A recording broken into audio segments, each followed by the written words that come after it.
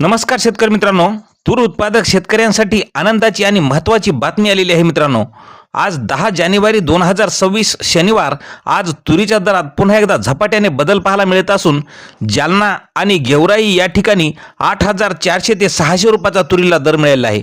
संपूर्ण महाराष्ट्रात तुरीला काय मिळत आहे बाजारभाव पहा चॅनलच्या माध्यमातून। पण अजूनही चॅनलला सबस्क्राइब केलं नसेल तर चॅनलला सबस्क्राइब करा मित्रांनो। असे दररोजचे बाजारभावाचे व्हिडिओ आपल्याला पाहायला मिळतील। तर पहिली बाजार समिती आहे जालना। तुरीला आवक आलेली आहे 14 क्विंटलची। कमीत कमी दर मिळाला आहे 7900 रुपये। सर्वसाधारण दर मिळाला 8451 रुपये तर जास्तीचा दर मिळाला 8451 रुपये। पुढील बाजार समिती गेवराई।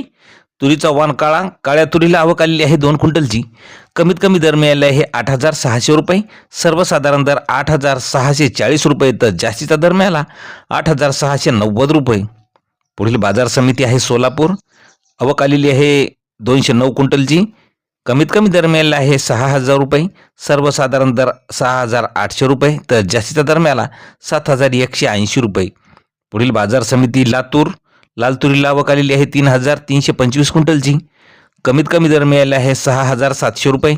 सर्वसाधारण दर 7250 रुपये तर जास्तीचा दर मिळाला 7591 रुपये। पुढील बाजार समिती आहे जालना। जालन्याला आवक आलेली आहे लाल तुरीला 1489 क्विंटलची।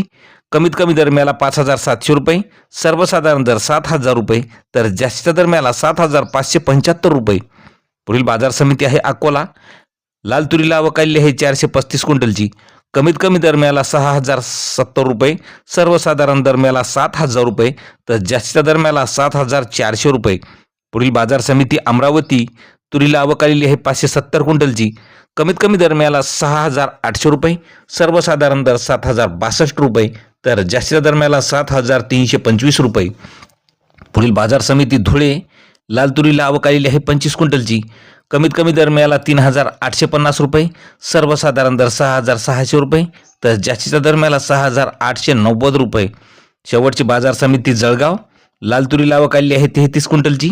कमीत कमी दर मिळाला 6400 रुपये। सर्वसाधारण दर 6500 रुपये तर जास्तीचा दर मिळाला 7095 रुपये।